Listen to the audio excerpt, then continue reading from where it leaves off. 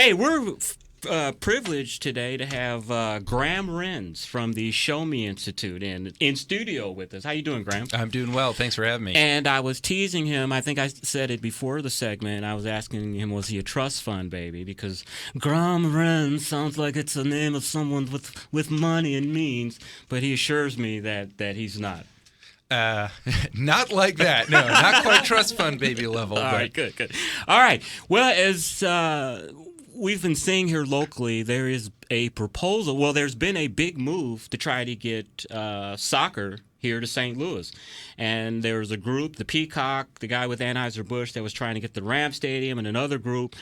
They were the main ones trying to get the stadium here. They have an option to buy some land over by Union Station. But with their proposal, it's going to be a few dollars short. And then we've had another group that has come in and said, hey, we'll make up the shortfall, but I don't know what they want. I don't know if they want to be a part of the group or what their whole thing. I guess if you're going to put money in, you're going to be a part of it. But Graham is going to enlighten us on the proposal and the details of it, because I haven't gotten into it all that closely because I'm not a soccer fan. But Graham is going to tell us the pros and the cons, and should we do it or not do it? I forgot they don't take a position, but what should we do? Yeah, just here to talk policy. But just for a little bit of background, St. Louis has been trying to court the MLS to bring an expansion team here to town. And full disclosure before I get off, I am not a soccer fan. Neither am I. I am a NFL fan, though, and I still didn't quite like the deal that was hashed out. Right. So either way. So some background, we're trying to bring a team here. Okay. There's one potential ownership group that's been favored by the MLS. Right. They're called SCSTL. What does that stand for? I think it's Soccer Club, not positive. Okay. Don't quote me, but that's what I think it is.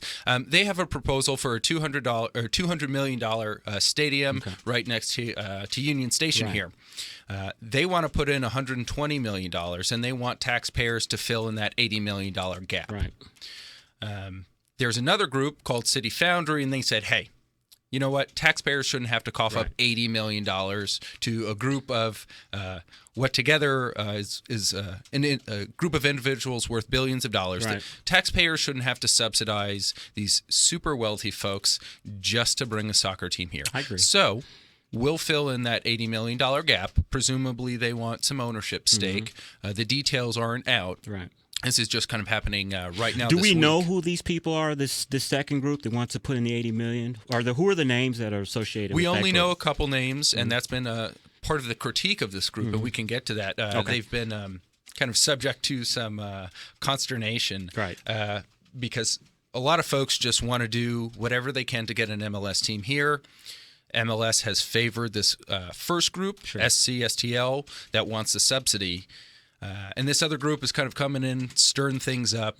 But what's great about this other group is that they're willing to put their own money up. Right. They're not willing, or they're not going to the taxpayers. Right. They're explicitly against going to taxpayers asking for a handout. They must have saw what happened with the St. Louis Rams deal. They're smart people. You know what? I think. can't vouch, but what I can say is that we look at stadium deals all across the country, across different kinds of sports, soccer, football, baseball, whatever. Right. So subsidizing major league sports stadiums is not a new phenomenon in this country, but the research on the economics of this, right? It's incredibly clear. It's not, you know, it's almost as clear as, like medical research. It's very clear. There are no economic benefits for the region, and there's absolutely no financial returns for either taxpayers or the city from deals like this. We're essentially being asked to cough up $80 million, and we're not going to see any boost in the economy. The city's finances aren't going to be better. Taxpayers aren't getting, $81 million back after, a period of time. All we're going to get is a soccer team. And a lot of soccer fans are probably cheering that on. And I'm sympathetic to it. But we have to look at this from a kind of cold, hard, objective point of view, from a public policy point of view.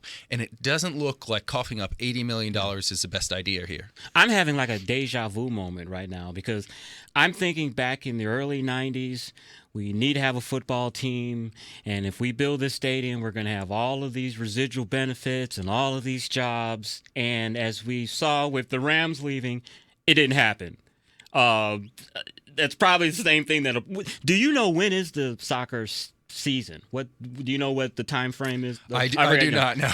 Yeah, because I'm just wondering, maybe it's spring, and I'm wondering what type of economic impact will it make? What do you know what they are claiming the economic impact will be? It's funny you ask that. Just as a side note, I think MLS has more games per season than, say, NFL does. So there's potential for it to have a bigger impact.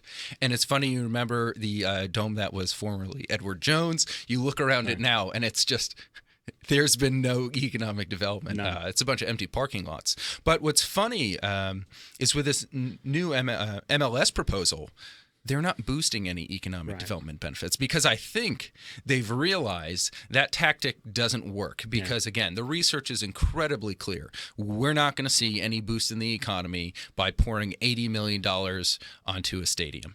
I'm wondering, too, because I think the Board of Aldermen just passed some tax incentives for Ballpark Village Phase 2. Mm-hmm. And unfortunately for that to be coming out, and then you've got this group in April that's going to want an $80 million from the taxpayers. I mean, is that bad timing for them?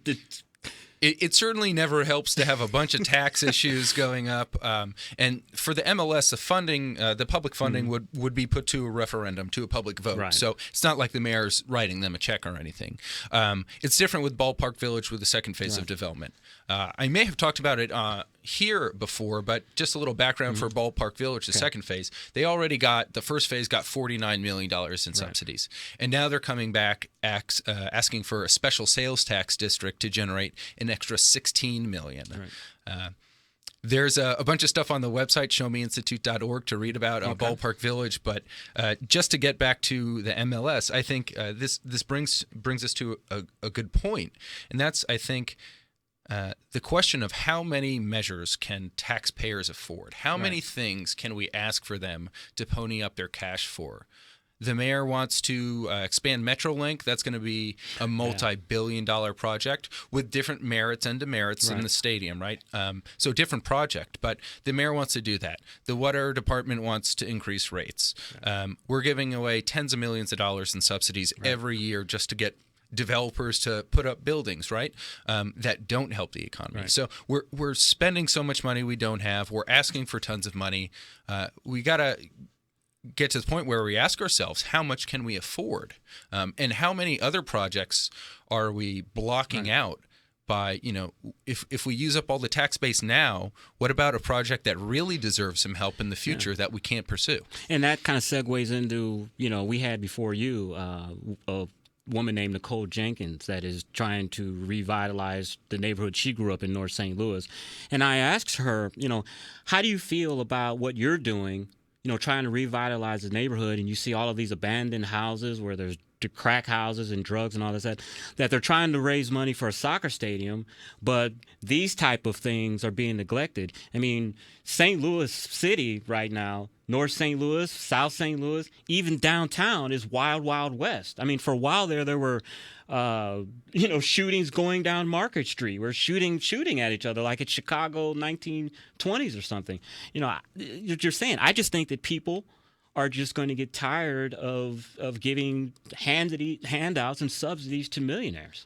Yeah, I think that's true. And we're going to get to a point where we have to scratch ourselves on the head and say, what have we done here? What situation have we gotten ourselves in financially, economically? And hopefully we realize before we get to that point that we've got to just stand up and say no to some of these giveaways, because only people who win are they tend to be really wealthy and in positions of power, and the ordinary folks like you and me, folks who are paying taxes, we're on the short end of the stick nearly all the time.